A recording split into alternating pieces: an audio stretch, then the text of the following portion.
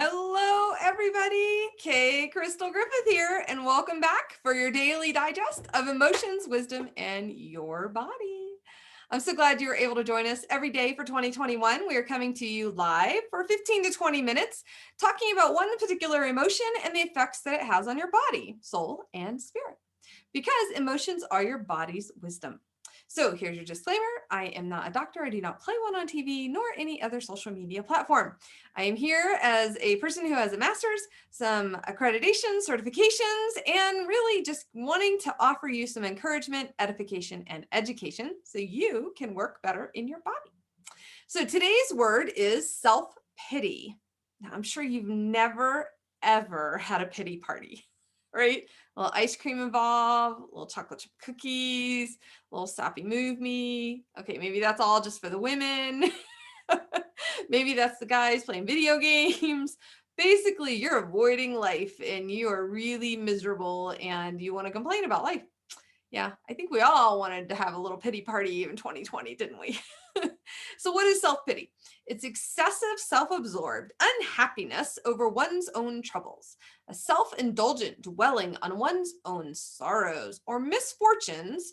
It's disapproving of things that are going on in your life. It's a feeling of pity for yourself because you believe you've suffered more than your fair share of what is reasonable in this life because somewhere in your mind, you think life should be fair. I just want to give you a little helpful hint before we go any further. Life is not fair. It's not in the Bible either. There is nowhere in that Bible that says life is going to be fair. In fact, it says, take heart. I have overcome the world, which pretty much implies we are going to have a lot of troubles in it. And if he can overcome it, we can overcome it, right? Now, that doesn't mean our life is easy. It doesn't mean that you will not have troubles. It does not mean that you cannot have moments of, oh my gosh, if anything else goes wrong, this is insane, right? We all have those. That is a very natural process. And for some of us, we have a lot more challenges than I would say the average person. Now, with that said, we also need to address the fact that we are not in competition with anybody else's life, folks. And your life is your life. And unfortunately, or fortunately, depending on how your life has been going, it is up to us. It's our reaction to what is happening in our lives that makes all the difference. Truly, we talk about attitude all the time, don't we? And our attitude is what makes or breaks our situations. And that is our reactions with our emotions intertwined on how we're going to encounter situations that arise. Now, self-pity in itself is an emotion that's directed towards others with the goal of attracting attention, empathy, or even help, and one which a subject feels sorry or feels pity for themselves.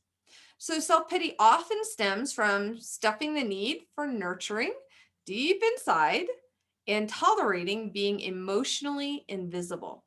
Now, you may have been taught to do that. And that is not negating that issue. That's a whole nother set of trauma issues. It also is self-sacrificing. There's a tendency to be the martyr when there's a lot of self-pity, thinking that if you surrender what you actually want or you overcare for someone else, which is also called codependency, then they will love you in return. The fact is, when we love, when we offer our services to other people, there's no strings attached. So if I'm doing laundry for everybody, there's no strings attached. Just because I'm doing your laundry doesn't mean I expect you to do something for me. Now, if we make that agreement ahead of time, hey, I'll do your laundry this week if you'll do all the dishwasher this week, that's a whole different thing. Like that's a conglomeration of both of you agreeing to do that.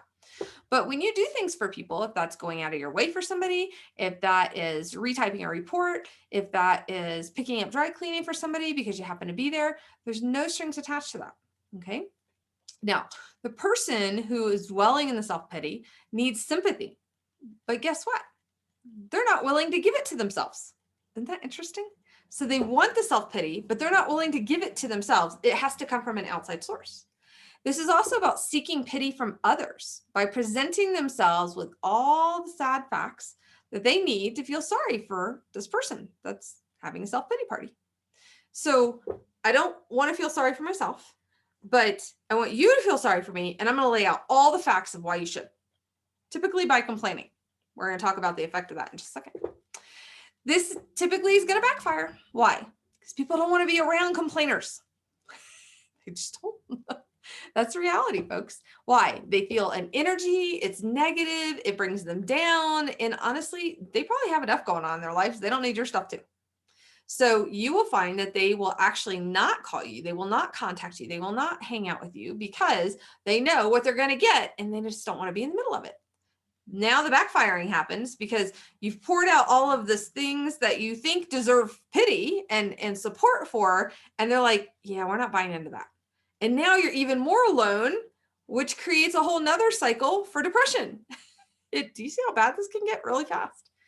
So those who feel genuinely sorry for themselves, real pity for themselves, they don't talk about it.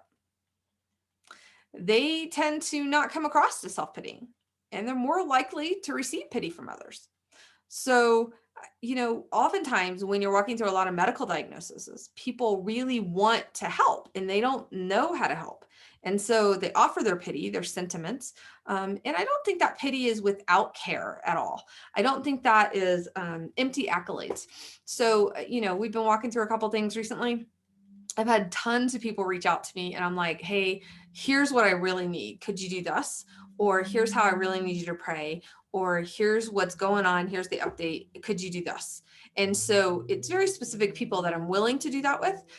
But in that case, I'm not trying to ask for pity. I'm just saying, hey, I need this, this, and this. Can you do it? And they either say yes or no. And if they can't, it's okay. We're going to figure it out another way.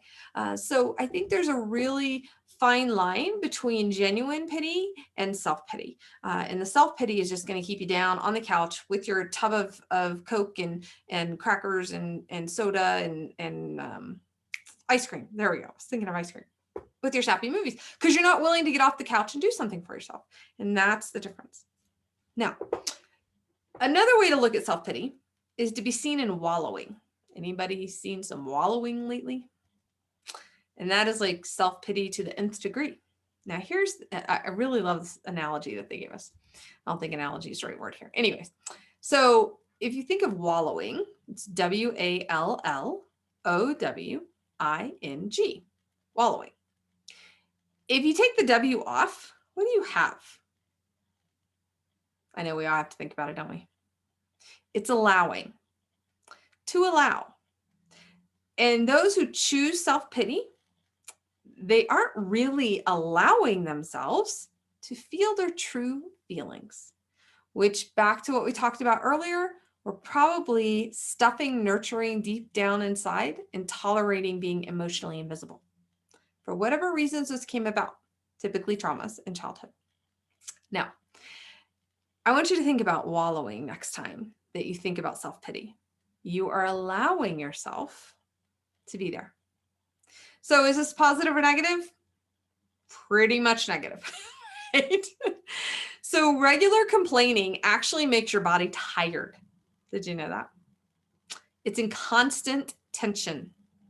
So if you're constantly looking for the negative, you're looking for the faults, you're looking for why it's not going to work, kind of the Debbie Downer, right?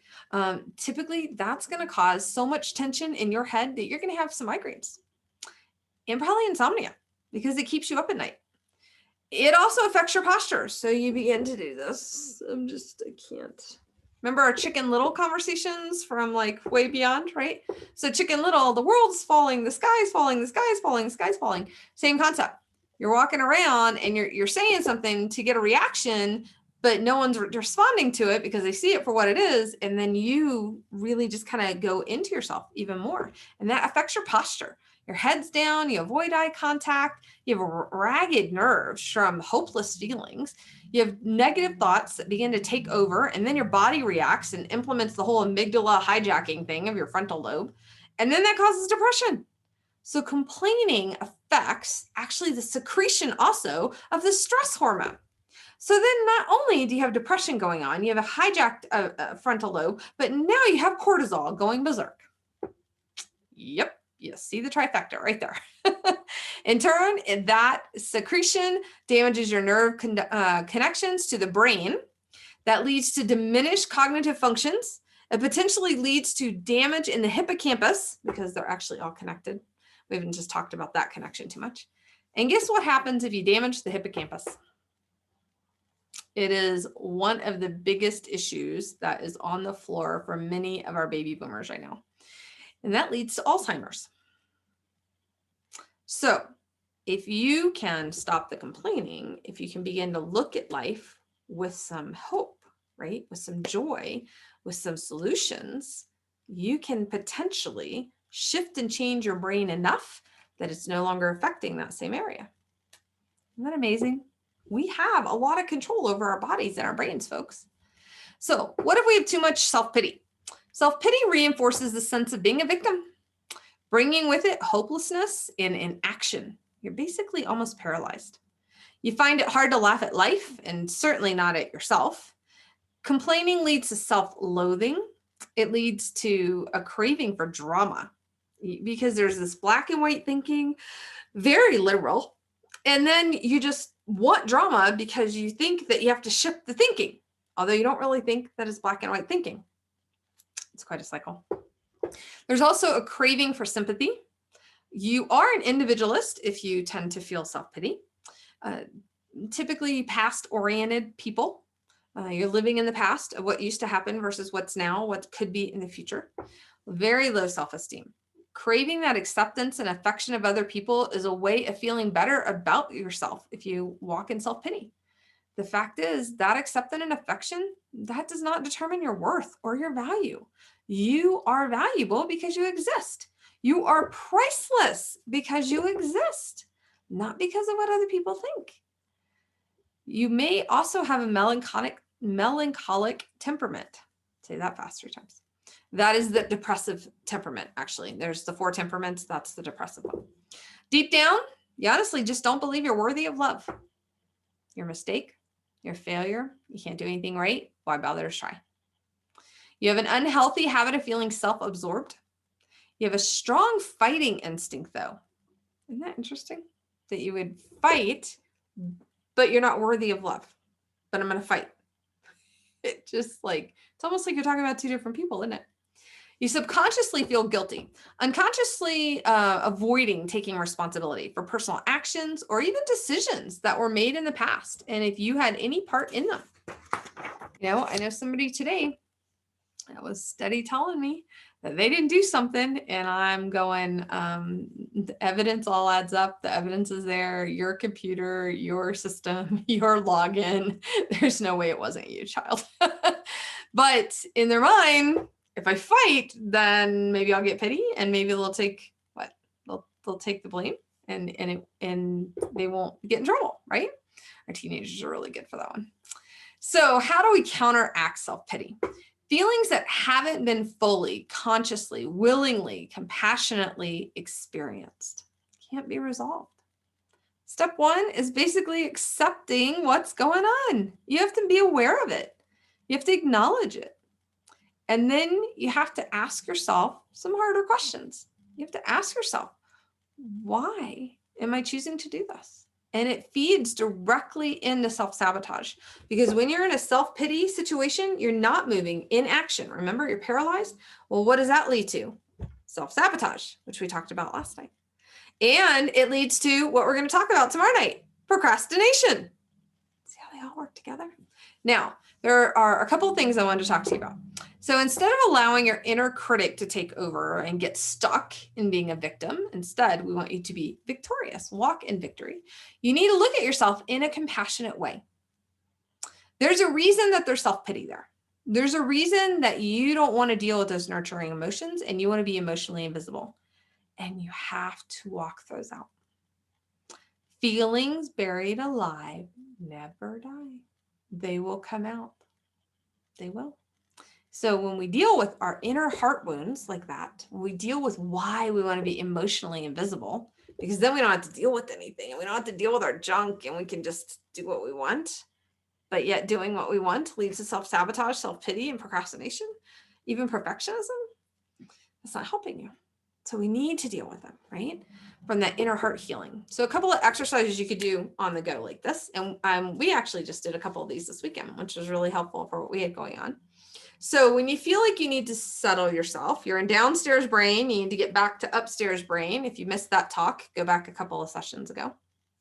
But downstairs brain is where you're dysregulated, just a short reminder. And upstairs brain is prefrontal cortex, and you are regulated. Your executive processing is intact and you are working well. Okay.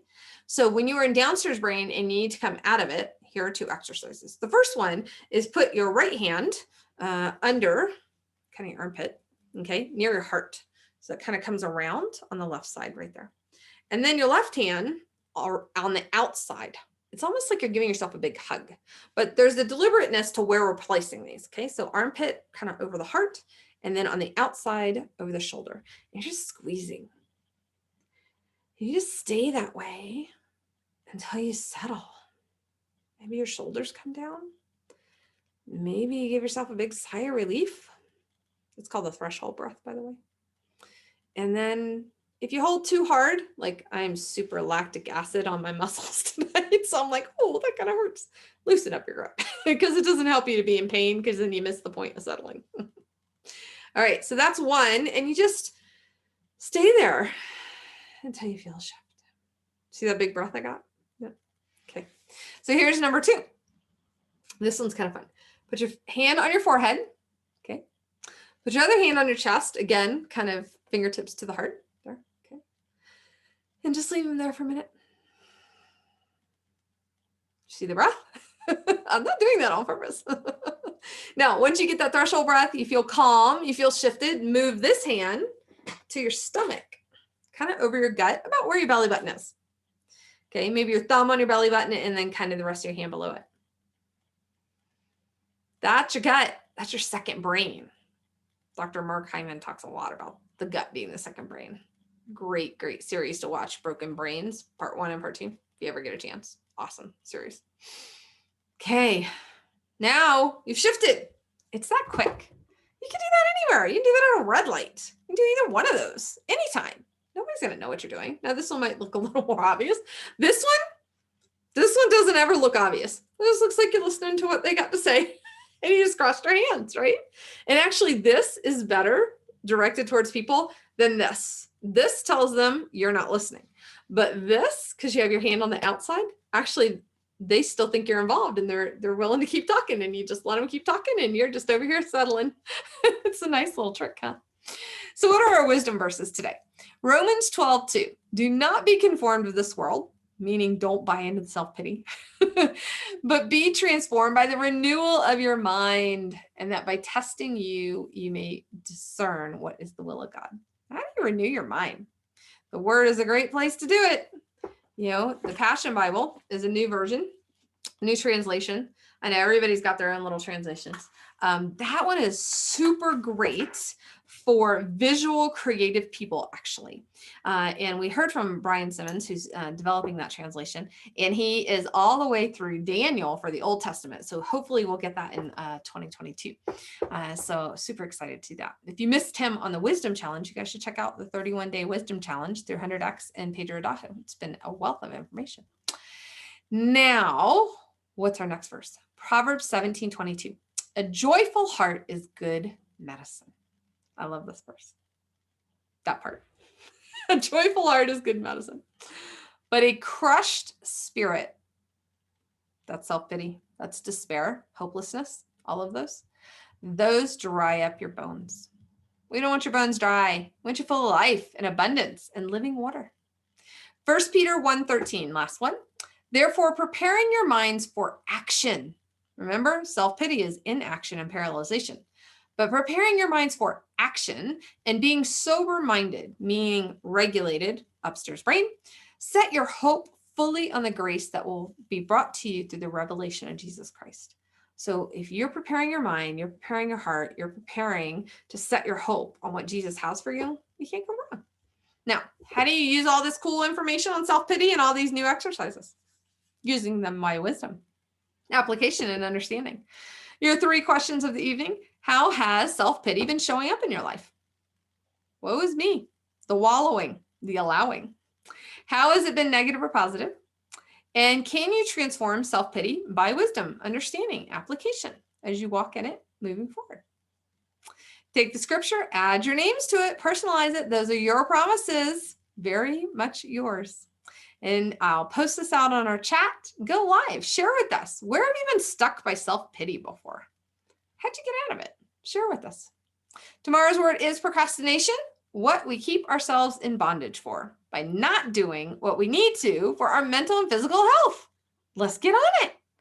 So join us again tomorrow for more on emotions, wisdom, and your body. Register at K Crystal Griffith to receive more insights and your feeling wheel. Can't wait to see you guys tomorrow. Take care.